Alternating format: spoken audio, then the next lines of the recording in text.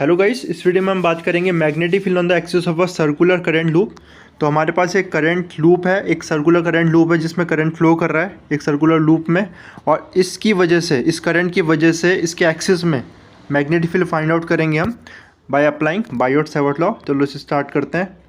In this section we shall evaluate the magnetic field due to a circular loop along its axis. The evaluation entails summing of the effects of infinitesimal current element IDL mentioned in the previous section. तो कैसे find out करेंगे? हम क्या करेंगे, देखो हम इस loop को बहुत सारे करंट एलिमेंट में डिवाइड कर देंगे। ठीक है, करंट एलिमेंट मतलब बहुत छोटा एलिमेंट, लाइन का बहुत छोटा एलिमेंट जिसमें, और उसकी डायरेक्शन क्या होगी, उस पॉइंट में करंट की क्या डायरेक्शन है ना। जब सपोज देखो हमने करंट एलिमेंट ये छोटा सा कंसिडर किया, ठीक है, और इसमें करंट डायरेक्शन इस पॉइंट पे ये थी, तो ये हमारा क्या हो जाएगा, करंट एलिमेंट। ऐसे ही हम बहुत सारे करंट एलिमेंट्स को डिवाइड कर देते हैं। ठीक है, अब एक करंट एलिमेंट की वजह से कितना मैग्नेटिक फील्ड होगा यहाँ, ये हम बायोट-सावर्ट लॉ से कैलकुलेट कर सकते हैं, जैसा कि हमने प्रीवियस वीडियो में भी देखा था। ठीक है, तो एक की वजह से कैलकुलेट कर दिया मैग्नेटिक फील्ड, और फिर क्या कर दिया, ऑल ओवर द लूप सम कर देंगे, जितने भी करंट एलिमेंट है सबका सम कर देंगे यहाँ, तो हमें मैग्नेटिक फील्ड मिल जाएगी पूरे लूप में जो करंट फ्लो है उसकी वजह से। ठीक है, समझ में आई होगी आपके बात। तो आगे देखते हैं फिर इसके बाद। ठीक है, तो आपको समझ में आया कि हमने कैसे किया, करंट एलिमेंट में डिवाइड कर दिया और करंट एलिमेंट को सम कर दिया। सारे करंट एलिमेंट की वजह से जो मैग्नेटिक फील्ड है उनका सम कर देंगे, तो हमें करंट में जो सर्कुलर लूप में करंट फ्लो कर रहा है उसकी वजह से मैग्नेटिक फील्ड फाइंड आउट हो जाएगी। ओके, नाउ इसके बाद देखते हैं, we assume that the current I is steady and that the evolution is carried out in free space. ठीक है, तो ये दो अजम्पशन हमने लिया कि करंट स्टेडी है और जो मीडियम है ये फ्री स्पेस है। ठीक है, now figure 4.11 depicts a circular loop carrying a steady current I. The loop is placed in the yz plane with its center at the origin O and has a radius r. ठीक है, तो क्या किया हमने, circular loop consider किया। अब ये थोड़ा सा 3D इसमें है। ठीक है, तो इसका अगर आप इसको किसी 3D एनिमेशन से समझोगे तो बेटर समझ में आएगा। फिर मैं ट्राई करूँगा इस 2D में इसको समझाने की। देखो क्या कंसिडर किया हमने, जो लूप है हमारा किस प्लेन में, वाई जेड प्लेन। देखो वाई जेड प्लेन में हमारा ये लूप है। ठीक है, और जो इसका रेडियस है वो आर रेडियस है, कैपिटल आर रेडियस है इसका। ठीक है, नाउ और इसमें आई करंट फ्लो कर रहा है, स्टेडी करंट फ्लो कर रहा है। The x axis is the axis of the loop, और जो एक्स एक्सिस क्या है, एक्सिस ऑफ द लूप है। ठीक है, इसकी एक्सिस है, इस लूप की एक्सिस एक्स एक्सिस है, और ये लूप कहाँ पर है, वाई जेड प्लेन में।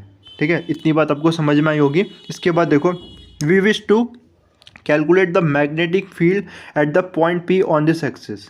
ठीक है, let x be the distance of P from the centre O of the loop.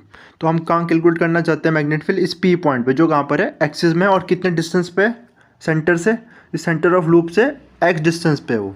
ठीक है, तो x क्या है, distance between the centre of the loop and the point where we want to calculate the magnetic field. ठीक है, which is on the axis of the loop. Okay, तो इतनी बात आपको क्लियर हुई होगी। Now consider a conducting element DL of the loop. ठीक है, हमने एक करंट एलिमेंट कंसिडर किया DL। This is shown in figure 4.11। ठीक है, तो ये हमने करंट एलिमेंट कंसिडर किया, इसकी डायरेक्शन इस पॉइंट पे क्या है, इधर है। ठीक है, जैसा आपको दिख रहा होगा। Now the magnitude dB of the magnetic field due to DL is given by the Biot Savart law. ठीक है, तो इस करंट एलिमेंट की वजह से मैग्नेटिक फील्ड कितनी होगी इस P पॉइंट पे, वो कितनी होगी, तो हमने देखा था dB कैसे निकल रहा था, dB इक्वल टू क्या, किस पे, करंट पे डिपेंड कर रहा है, करंट एलिमेंट पे। ठीक है, आइडियल, फिर R sine theta. Okay, ideal पे डिपेंड कर रहा था, साइन थीटा पे डिपेंड कर रहा था, और यहाँ पर नीचे अगर मैं इसको किस में लिखूंगा, वेक्टर फॉर्म में लिखूंगा तो आर क्यूब आएगा। ठीक है, ये अगर बस स्केलर फॉर्म में लिखता हूँ तो क्या आएगा, तब D B is equal to IDL, okay, sine theta, and this is R square. ठीक है, ये हमने प्रीवियस वीडियो में देखा था, उसे चेक करना तो आपको ये समझ में आएगा। अब देखो इसमें, तो इसमें आई क्या था, करंट है। ठीक है, आइडियल तो करंट एलिमेंट हो गया, sine theta angle between the, किसके बीच में एंगल है, ये डिस्टेंस है ना, ये डिस्प्लेसमेंट वेक्टर और करंट एलिमेंट के बीच में। तो आप मुझे बताओ इन दोनों के बीच में कितना एंगल बन रहा है, तो आप देखोगे ना, ये किस में, वाई जेड प्लेन में, और ये एक्स एक्सिस में, तो इनके बीच में जो एंगल है 90 डिग्री बनेगा। ठीक है, तो वही मैंने बोला, ये थोड़ा 3D का समझने वाला टॉपिक है, तो अगर आप इसको 3D एनिमेशन से समझोगे तो बेटर समझ में आएगा। अभी के लिए आप ये समझो कि ये 90 डिग्री के बीच में एंगल है ना, आर और डिस्प्लेसमेंट वेक्टर और DL के बीच में। तो इनके बीच में एंगल कितना आ गया, 90 डिग्री, तो साइन 90 कितना हो जाएगा, साइन 91 हो जाएगा। ओके, और जो डिस्टेंस है वो क्या है, जो आर स्क्वायर, ये आर है। ठीक है। अब देखो मैं क्या करूँगा इसमें, तो यहाँ पर अगर मैं देखूँ जो एनसीईआरटी में क्या किया है, देखो ये बिल्कुल ये किया है। हाँ, तो क्या आ जाएगा, D B is equal to mu naught 4 pi, of course ये मैं भूल गया था, जब प्रोपोर्शनल रिमूव करते हो तो ये म्यू नॉट अपॉन 4 पाई आ जाएगा। Okay, I D L cross R, ठीक है, I D L cross R upon R cube. तो हम इस जब वेक्टर फॉर्म में इसे ऐसे लिखते हैं डी एल क्रॉस आर, ठीक है, तो इसका हमने मैग्नीट्यूड लिया, ठीक है, डी एल क्रॉस आर का बस मैग्नीट्यूड लिया है। ओके, नाउ इसके बाद अब देखो आर को क्या लिख सकता हूँ मैं, अगर आप देखोगे ये राइट एंगल ट्राइंगल बन रहा है ना यहाँ, तो R is the hypotenuse, capital R is the perpendicular and this is the base. तो इसको क्या लिख सकता हूँ मैं, इसको मैं लिख सकता हूँ बहुत easily, small R square is equal to capital R square plus X square Pythagoras theorem की हेल्प से, ठीक है। यानी कि क्या करना चाह रहा हूँ, देखो मैं, मुझे ये नोन होगा ना, क्या नोन होगा, ये डिस्टेंस नोन होगा, एक्स नोन होगा, तो उसकी टर्म्स में लाना चाह रहा हूँ मैं, ठीक है। ये डिस्टेंस क्या है, ये डिस्टेंस है करंट एलिमेंट का जिस पॉइंट पे मैग्नेटिक फील्ड कैलकुलेट करना है, वो डिस्टेंस है, लेकिन हमें नोन होगा ये एक्स डिस्टेंस, तो इसको मैं इसकी टर्म में लेके आऊँगा, इसकी और रेडियस गिवन होगा, इन दोनों की टर्म में लेके आऊँगा, है ना, रेडियस और ये डिस्टेंस की टर्म में लेके आने की कोशिश कर रहा हूँ। तो यानी कि मैं क्या कर दूँगा, इस आर को क्या लिख दूंगा, जैसे आगे किया होगा यहाँ पर। ओके, तो दिस इज, अगर हम ऐसा लिखे, now R square is equal to X square plus R capital R square, further any element of the loop will be perpendicular to the displacement vector from the element to the axial point, है ना। मैंने बता भी दोनों जो current element है और जो डिस्प्लेसमेंट वेक्टर हो 90 डिग्री इनके बीच में एंगल होगा, यही बात इसमें की है। For example the element D L in figure 4.11 is in the YZ plane where is the displace vector R from D L to the axial point is in the X Y plane, ठीक है।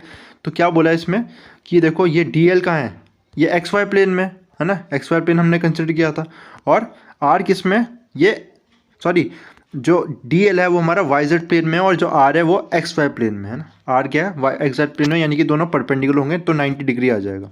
और इसके बाद now तो ये D L cross R D L लिख सकते हैं, क्योंकि ऐसा क्यों लिख दिया, ठीक है, डी एल क्रॉस आर मतलब डी एल क्रॉस आर को लिख सकता हूँ D L R sine theta.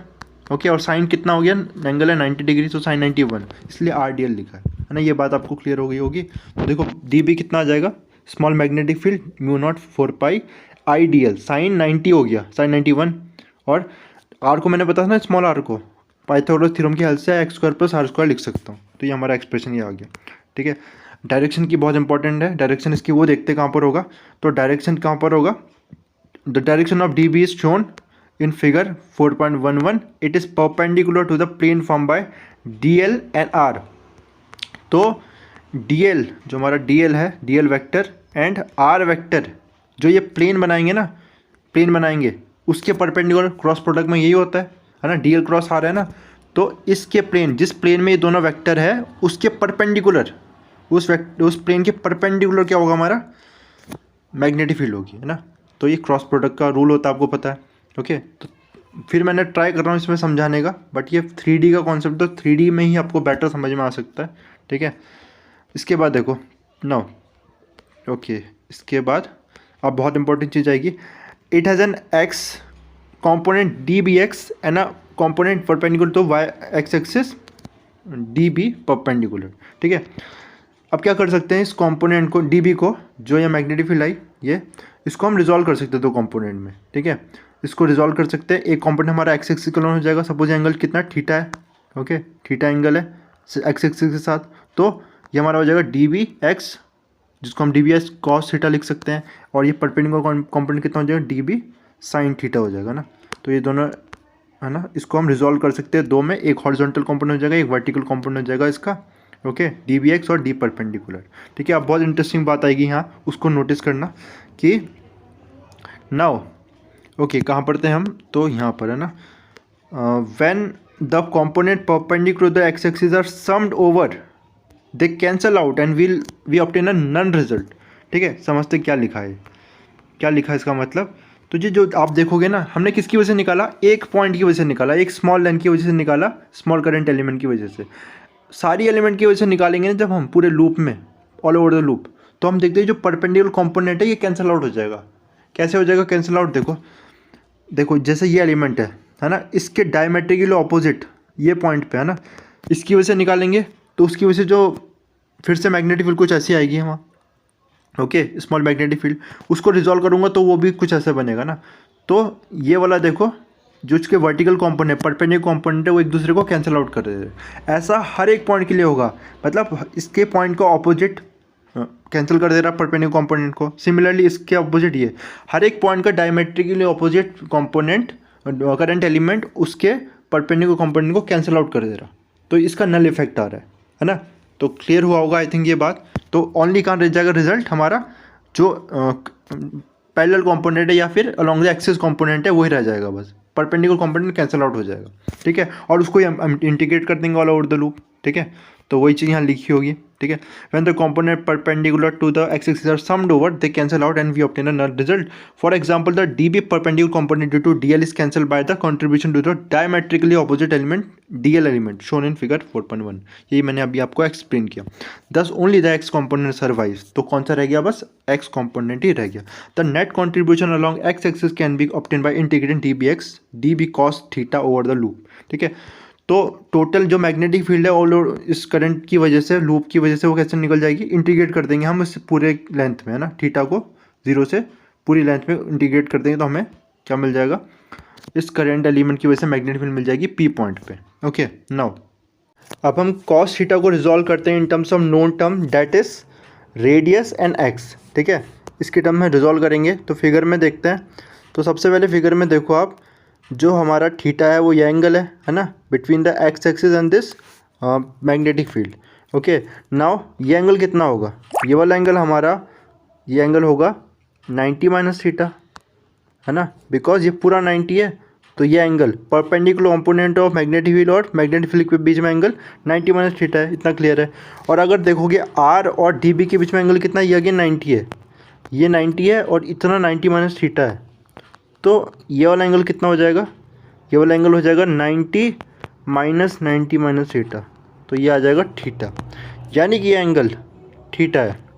Okay, ये एंगल थीटा है। तो कॉस थीटा देखो, अगर मैं यहाँ पर इसको इस तरह से बना दूँ, है ना, अब देखना ये क्या बन गया मेरा, again this is are.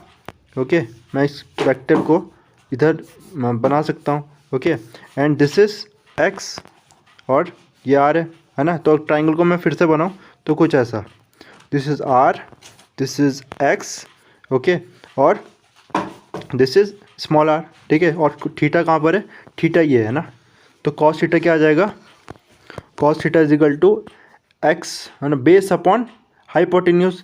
Base क्या है, ये है ना, थीटा के बगल वाला R upon X, R upon sorry not X, hypotenuse small R. Small R को क्या लिख सकता हूँ मैं, स्मॉल आर को लिख सकता हूँ X square plus R square whole 1/2, okay, by Pythagoras theorem. तो कॉस थीटा ऐसा है। अब देखो आप यहाँ पर सोच रहे होंगे थीटा ये वाला क्यों नहीं हुआ ना, जो जनरली दूसरी बुक्स में आप देखोगे तो उसको थीटा इसको कंसिडर किया, उससे काफ़ी इजी हो गया ना।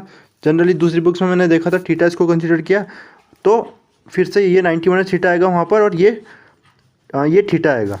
तो इसलिए वहाँ पर क्या लिया है, ये वाला कॉम्पोनेंट है, तो इस डी बी एक्स को वहाँ पर D B sine theta consider किया है ना। हम कौन सा ले रहे हैं, कॉस थीटा ले रहे हैं, तो उस कॉस थीटा लेने की वजह से, और ये थीटा हमने ये माना है यहाँ पर, ठीक है, एनसीईआरटी में ये माना थीटा, तो उससे ये थीटा आ रहा है ना। लेकिन जनरली दूसरी बुक्स में जब देखोगे तो आप देखोगे वहाँ पर थीटा ये माना है, ओके, और इसकी वजह से थीटा ये आएगा, और इसको डी बी साइन थीटा लिया है। तो जो हमारा वहाँ पर कॉस थीटा कैंसिल हो जा रहा है, कॉस थीटा वाला कॉम्पोनेंट और साइन थीटा वाला कैंसिल नहीं हो रहा है, वो एडअप होगा। लेकिन हमारे एनसीईआरटी में कॉस थीटा वाला रह जाएगा, क्योंकि हमने थीटा ये माना है, और साइन थीटा कैंसिल हो जाएगा, और थीटा भी हमें यहाँ से कैलकुलेट करना पड़ेगा ना, R upon capital R upon R square plus X square, ठीक है। लेकिन उससे फ़र्क पड़ेगा नहीं रिजल्ट पे, क्योंकि वहाँ साइन थीटा के टर्म्स में आएगा फिर, ओके। तो ये डिफरेंस था जो आप नोटिस करोगे तो आपको पता चलेगा। तो जो मैग्नेटिक फील्ड आई हमारी एक करंट एलिमेंट की वजह से, वो कितनी आई, d B x is equal to mu naught I D l 4 pi r capital R divided by x square r square whole power 3/2, okay. ये एक करंट एलिमेंट की वजह से आई। अगर हम देखें और हमें अगर निकालना है इस पूरे लूप के लिए, तो पूरे लूप के लिए मैं कैसे निकालूंगा, मैं इसे इंटीग्रेट कर दूंगा डीएल को all over the loop, that is, तो डीएल का integration all over the loop कितना हो जाएगा, this will give me integration of DL is equal to 2 pi capital R, okay. और इस वैल्यू को मैं क्या करता हूँ, इस वैल्यू को डीएल की इंटीग्रेट करने के बाद जो वैल्यू पुट करूँगा, तो जो हमारा एक्सप्रेशन आ जाएगा वो ये आ जाएगा, ओके।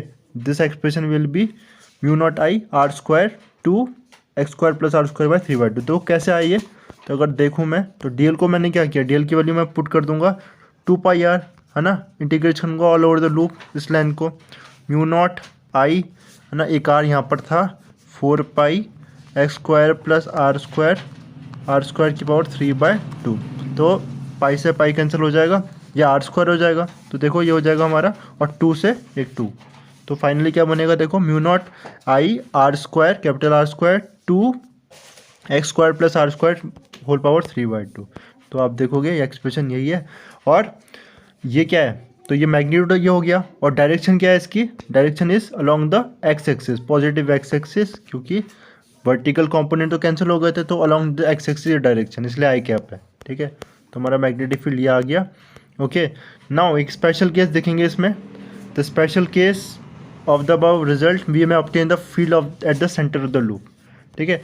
तो ये हमने जो मैग्नेटिक फील्ड निकाली वो कहाँ निकाली, एक्सियल पॉइंट पे निकाली है ना, एक्सियल पॉइंट पे निकाली। अगर magnetic field at the centre निकालेंगे तो उस केस में क्या हो जाएगा, सर्कुलर लूप के उस केस में x 0 हो जाएगा। तो क्या कर दो, देखो x को 0 पुट कर दो, यहाँ x को 0 पुट कर देंगे तो ये कितना हो जाएगा, r² की पावर 3/2, डेट इज 2 से 2 कैंसिल हुआ, r³ बचा, यहाँ क्या बचा r³ और ऊपर क्या है r², तो ये नीचे बस r रह जाएगा। ओके, तो कितना आ जाएगा, magnetic field at the centre of a current carrying coil will be mu naught I, capital I, and 2r divide upon में 2r है, और this direction is also in the positive x axis, ठीक है। तो ये हमारा magnetic आ गया at the circular current carrying loop. बहुत इंपॉर्टेंट रिजल्ट है, इसको आपको ध्यान में रखना है, ठीक है। तो मैग्नेटिक फील्ड और किस तरह से वेरी कर रही है, तो डिस्टेंस के साथ ये वेरी कर रही है। ओके, रेडियस का कॉन्स्टेंट रहेगा, ठीक है। नाउ इसके बाद the magnetic field line due to the circular wire from closed loop and are shown in figure 4.12. The direction of the magnetic field line is given by right hand thumb rule. Okay, तो देखो एक current carrying loop है, circular loop है, उसकी वजह से magnetic field line कैसी होगी, तो magnetic field line will be close loop, जैसे आप देख रहे हो क्लोज लूप है, उसकी डायरेक्शन कैसी होगी, तो उसके लिए हम right hand thumb rule use कर सकते हैं। फिर से इस बार हम क्या करेंगे, लेकिन जो फिंगर को कर्ल करेंगे in the direction of current की डायरेक्शन में फिंगर को कर्ल कर देंगे, और थंब की डायरेक्शन हमें क्या देगी, थंब की डायरेक्शन हमें दे देगी डायरेक्शन ऑफ मैग्नेटिक फील्ड, और ये क्लोज लूप फॉर्म करेंगे, ठीक है। देखो यहाँ क्लोज लूप है, और ये जो लूप है यहाँ पर इनका रेडियस बढ़ता जा रहा है, ठीक है, ये बढ़ता जा रहा है रेडियस।